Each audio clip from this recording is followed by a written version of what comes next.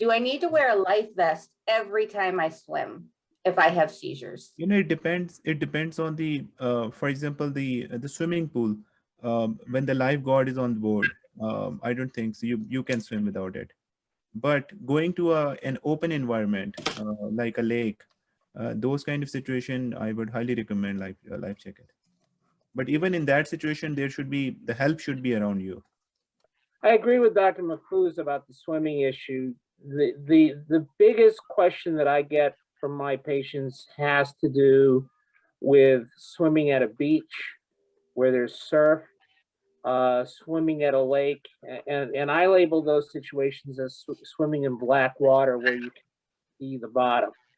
So it's going to be a rescue issue if you have somebody having a seizure while in those situations.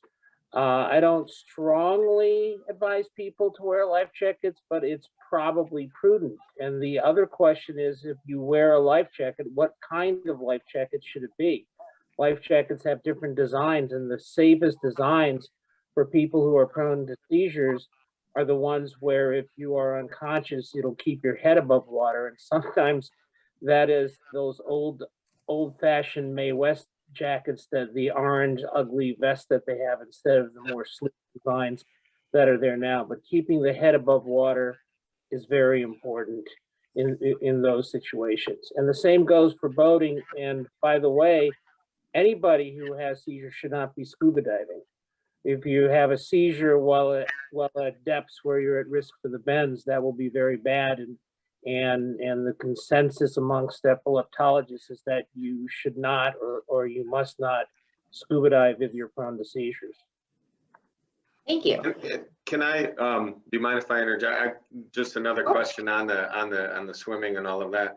But would it be similar to, even though there's laws about the driving in 6 months seizure free, would there be less concern about life jackets, scuba diving, et cetera, if seizures are under control for an extended period of time?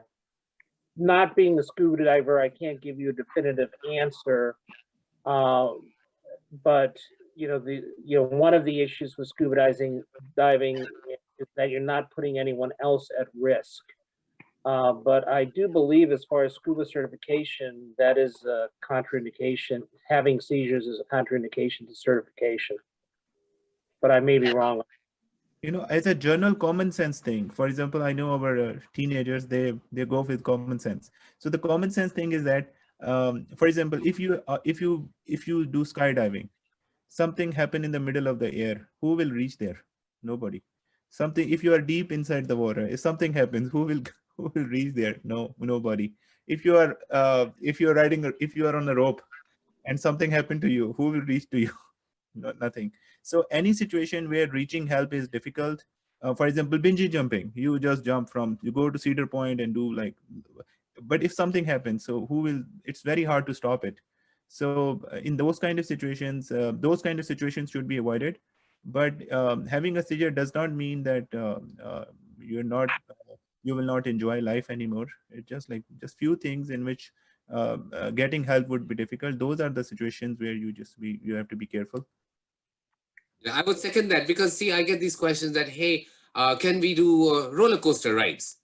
I'm going to say, if I'm going to start saying no to everything, then the patient is going to get depressed, and they're going to be like, oh my, remember, depression, anxiety is seen in a huge amount of population who have epilepsy. And on one hand, you also want to make sure you kind of give them a little bit rosier picture of not everything is a no for them, but also the safety is important. So for the roller coasters, I do the same thing. Hey, if you have a seizure when you are on the ride, remember, no one is going to save you till that ride is done, because it's going to be crazy ride. Everyone is shouting and they have no clue what's happening, and they think you are just having fun. So they understand that. So I have I had patients who have had seizures after a roller coaster ride? I have had a few, and they took the risk. I mean, to say, ultimately, it's so you're right. If it's not controlled, it's a no. If it's controlled, still there is a huge risk, because there's a lot of excitement, there's a lot of tension, stress happening, and when your brain is going up and down, there's probably some concussions happening, and all those can kind of act as a quick trigger to have, a small seizure could happen. It's a tough one. It's going to be ultimately at the decision of the patient, but they're making that choice. Maybe simpler rides. I just say them, yes, do have some social fun, but try to channelize it maybe in a different fashion. Don't do bungee jumping, but do something different, something easier, something lighter.